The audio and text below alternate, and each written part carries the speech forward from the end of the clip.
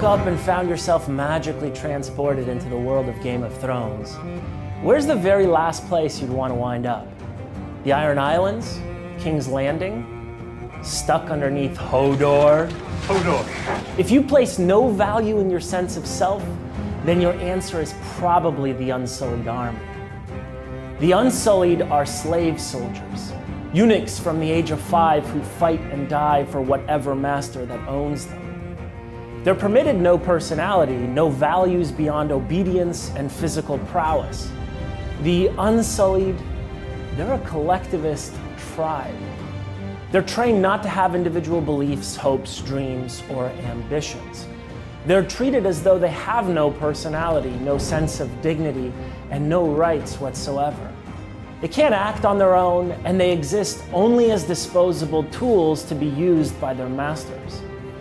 Now, this sort of collectivist hive mind is the very opposite of individualism. Now, libertarians are concerned not just with liberty, but specifically with individual liberty, with the unique pursuits and actions of individual people.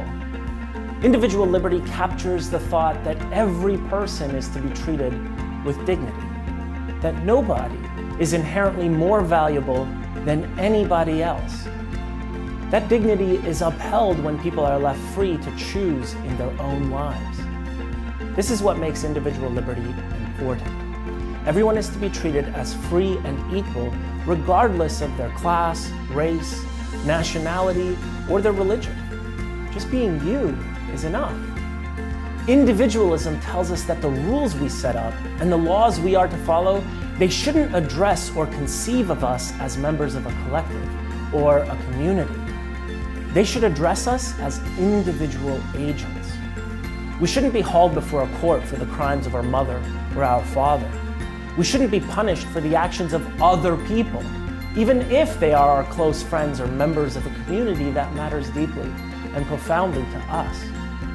This means we are to be regarded as individual agents, responsible for our own actions and not the actions of others, and accountable for what we do.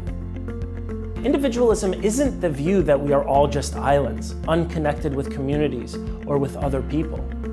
It's perfectly consistent to be an individualist, but to believe that who we are and what we do is strongly, deeply influenced by others, by our families, our friends, our neighbors, and the communities of which we are a part. Individualism is not a kind of opposition to community. It is only the insistence that we choose those communities. Despite being born into a family of sailors, for example, there's no reason to think that we ought to prevent you from becoming a landlubber who prefers the joys of skateboarding or MMA or whatever to those of sailing the open seas. That's true too for things that matter more, like the choice of what religion you belong to. Now, maybe you were born to a Protestant, a Roman Catholic, or an Anglican family. Maybe you're born into an Amish community. But being born into those communities doesn't mean that you should not have a choice about whether or not to stay in those communities. You might be happy there, but you might not. An emphasis on individualism tells us that once you reach the age of reason and become an adult, your family or community, well, they can't keep you from pursuing your happiness in your own way. Even if that means you pack your bags and say goodbye to the Protestant, Catholic, Anglican, or the Amish way of life. You might think it's the right way to live, but then again, you might not. To be sure, these communities should be free to pursue their customs, traditions, and to live their communal lives according to their beliefs. But what individualism tells us is that they can't conscript anyone into service. It would be wrong of you to force other people to be members of your community. And you would do wrong to keep members of your community from leaving if they don't want to be a part of your community any longer. You should be free to make those kinds of choices for yourself. You should be free to choose not just what you do, but who you do it with. You should be thought of and treated as an independent individual. Collectivism, the belief that the individual should be subservient to the group, means your values and beliefs are most times irrelevant, and your needs are at best secondary to the needs of the group. Okay, now let's do a quick overview. First, libertarians aren't just concerned with liberty, they care about individual liberty.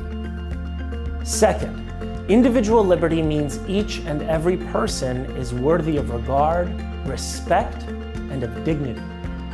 We can't be held accountable or punished for the mistakes of other people.